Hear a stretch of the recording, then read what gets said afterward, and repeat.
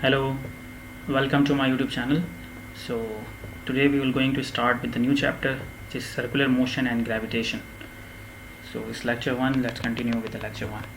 So please don't forget to like and subscribe. Thank you.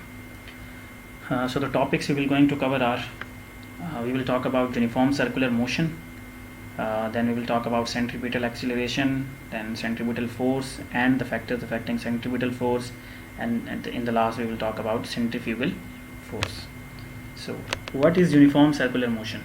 So when a body moves in a circular path with constant speed, it is said to be in uniform circular motion. ठीक है, जब भी एक body circular path में move करती है एक constant speed से, मतलब उसकी स्पीड चेंज नहीं हो रही होती, तो उसे हम कहते हैं कि the body is in uniform circular motion. जैसे कि एक एग्जांपल के तौर पे हमारे पास ये डायग्राम बनी हुई है. ठीक है, आप इसमें देख सकते हैं कि एक सर्कल है जिसमें एक बॉडी, जो कि ये बॉडी है, ये मूव कर रही है in a circular path with a constant speed, एक ही स्पीड से. ठीक है, अच्छा, अब इसी में हम देखते हैं सेंट्रीपिटल एक्सीलरेशन क्या होती है.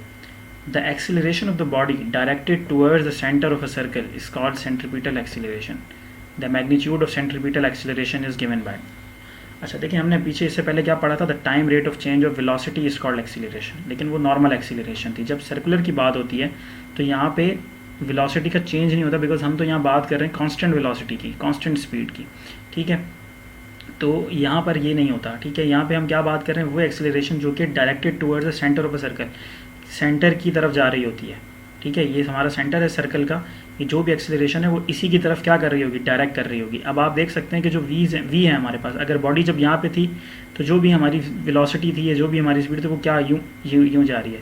ठीक है, अगर हम इंस्टेंटेनियस वेलोसिटी या इंस्टेंटेनियस स्पीड की बात करते हैं तो वो यहाँ इंस्टेंटेनियस का मतलब होता है इंस्टेंट, एट दैट मोमेंट, मतलब इस मोमेंट पे क्या वेलोसिटी थी, फिर बॉडी कुछ देर के बाद यहाँ मूव किया होगा, तो इसका जो एक्सीलरेशन है वो डायरेक्टेड टुवर्ड सेंटर है, लेकिन जो वेलोसिटी है वो अवे लेकर जाना चाह रही है. ठीक है, फिर अगर हम थर्ड पॉइंट पे देखें तो यहाँ पर भी, यहाँ पे इंस्टेंटेनियस वेलोसिटी होगी कोई, लेकिन एक्सीलरेशन डायरेक्टेड टुवर्ड्स कहाँ है, सेंटर है, और वेलोसिटी जो है वो फर्दर फॉरवर्ड मूव करना चाह रही है. ठीक है, तो अगर हम सिंपल अल्फाज में बात करें तो acceleration of the body directed toward centre, जो भी बॉडी के सेंटर की तरफ डायरेक्ट करती है जो एक्सीलरेशन, उसे हम सेंट्रीपिटल एक्सीलरेशन कहते हैं. इसका जो मैग्नीट्यूड है, जो इसका फॉर्मूला है वो क्या है, ए सी. वहाँ पे हम सिर्फ ए लिख रहे थे फॉर एक्सीलरेशन, लेकिन सेंट्रीपिटल के लिए हम एक स्मॉल सी लगा रहे हैं. ठीक है, to represent that it is centripetal acceleration. Centripetal acceleration is equal to V square upon R. देखो वहाँ पे हमारे पास दो वेलोसिटीज़ थी, V F and V I, लेकिन यहाँ पे इनिशियल फाइनल की बात नहीं है क्योंकि यहाँ कांस्टेंट है, तो इसलिए हम क्या फार्मूला यूज़ कर रहे हैं, वी स्क्वायर. ठीक है, अपॉन आर. वहाँ पे हमारे पास टाइम था, यहाँ टाइम की बात नहीं है क्योंकि यहाँ चेंज तो है ही नहीं. यहाँ पे तो किसकी बात है, डायरेक्टेड टुवर्ड सेंटर ना, सेंटर की तरफ आ रही है, तो सेंटर से लेकर उस बॉडी तक के दरमियान का जो रेडियस है, जो डिफरेंस है, उससे हम क्या कर देते हैं, इसको डिवाइड कर देते हैं. ठीक है, आपको पता है ना, सेंटर से जो रेडियस होता है वो कहीं से भी आप सेंटर को से लेकर के किसी भी एच तक जो है वो मेजर कर लें तो वो क्या आएगा, सेम आएगा. तो यहाँ पर हम, क्योंकि ये सेंटर की तरफ डायरेक्ट कर रही है एक्सीलरेशन, तो इसलिए हम इसको किससे डिवाइड करते हैं, विद रेडियस. ऐसा यूनिट जो है वो सेम है जो कि हमारा दूसरा नॉर्मल एक्सीलरेशन का. ठीक है, मीटर पर सेकेंड स्क्वायर. अब हम बात करते हैं सेंट्रीपिटल फोर्स की. ठीक है, वहाँ पे हमने सिंपल फोर्स देखा था. सिंपल फोर्स का क्या फार्मूला था, F equal to M A. तो यहाँ पर भी हम उसी तरह से कुछ देखेंगे.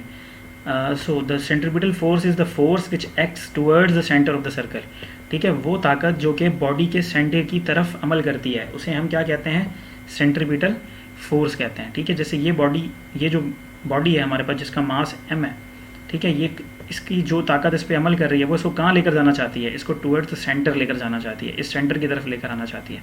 ठीक है, तो उस ताकत को हम कहते हैं सेंट्रीपिटल फोर्स. इसकी एक एग्जांपल आप बेसिक ले लें कि आप जो है वो रस्सी के साथ कोई भी भारी चीज़ बांधें और आप अगर ओवरहेड उसको घुमाते हैं या ऐसे ही सर्कल में घुमाते हैं उसको, तो आप फील करते हैं कि आपके जो उंगली है, जो भी आपके जहाँ से आपने उसको पकड़ा हुआ है, वहाँ पे आपको क्या फील हो रहा होता है कि कोई ताकत वहाँ पे अमल कर रही है, उसकी जोर लग रहा होता है आपकी उस जगह पे. तो वो क्या हो रहा है कि वो जो मूवमेंट हो रही है, वो जो आपने आखिर में धागे के साथ जो भी चीज़ बांधी हुई है वो अपनी ताकत लगा रही है, और वो ताकत कहाँ आ रही है, वो ताकत उस रस्सी के ज़रिए, उस स्ट्रिंग के ज़रिए आपके हाथों तक आ रही है. ठीक है, उसी को हम टेंशन भी कह सकते हैं, एज अ टेंशन की सूरत में भी आ रही है.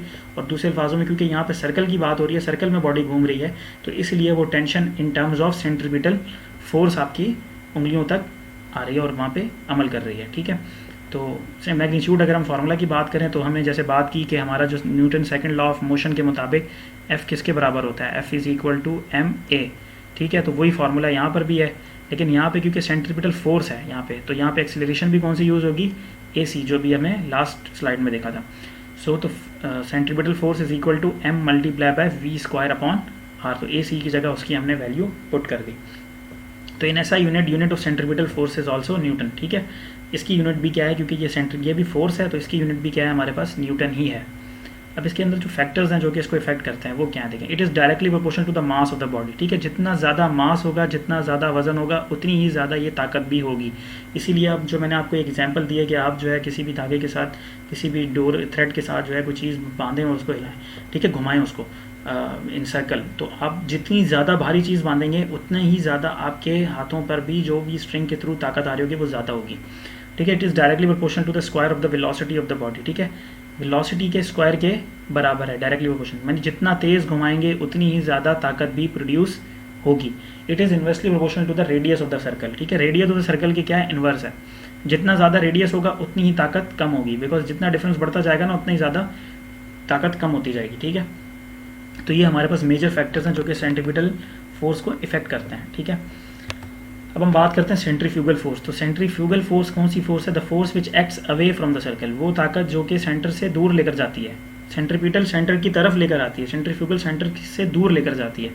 The magnitude of the centrifugal force is equal to the magnitude of centripetal force but its direction is opposite, ठीक है। दोनों फोर्सेज एक दूसरे के बराबर हैं लेकिन डायरेक्शन ऑपोजिट है, ठीक है। सेंट्रीपिटल, जहाँ पे सेंट्रीपिटल प्रोड्यूस होती है वहीं पे सेंट्रीफ्यूगल भी प्रोड्यूस होती है, लेकिन वो इस in terms of opposite direction produce होती है। अब आप जो हम बात कर रहे थे, थ्रेड आपने बांधी कोई चीज़ और आपने उसको गोल सर्कल में आप उसको मूव कर रहे हैं। अब आप जैसे ही उसको छोड़ते हैं तो वो क्या होता है, वो आगे की तरफ चली जाती है। आप देखते हैं कि वो आगे की तरफ चली जाती है, आपको हिट नहीं करेगी, वापस घूम के आपको हिट नहीं करेगी, क्योंकि वो वहाँ नहीं है। वो उसको जो सेंट्रीफ्यूगल फोर्स है वो आगे लेकर जाना चाहती है, ठीक है, अवे, सेंटर से दूर लेकर जाना चाहती है। तो इसलिए वो बॉडी जो है वो आपसे दूर चली जाती है, ठीक है। इसकी अगर हम एक और मेन एग्जांपल ले लें जो कि आपके पास क्वेश्चन में एज ए साइंटिफिक क्वेश्चन में भी आ सकता है, कि अगर हम सैटेलाइट की बात करें तो ये हमारे पास अर्थ है, ठीक है। तो यहाँ पे सैटेलाइट्स हैं, ये सैटेलाइट्स हैं जो कि क्या कर रही हैं, यहाँ पे मूव कर रही हैं, ठीक है। इसके इर्द गिर्द चक्कर लगा रही हैं, इसके इर्द गिर्द मूव कर रही हैं अर्थ के, ठीक है, सैटेलाइट।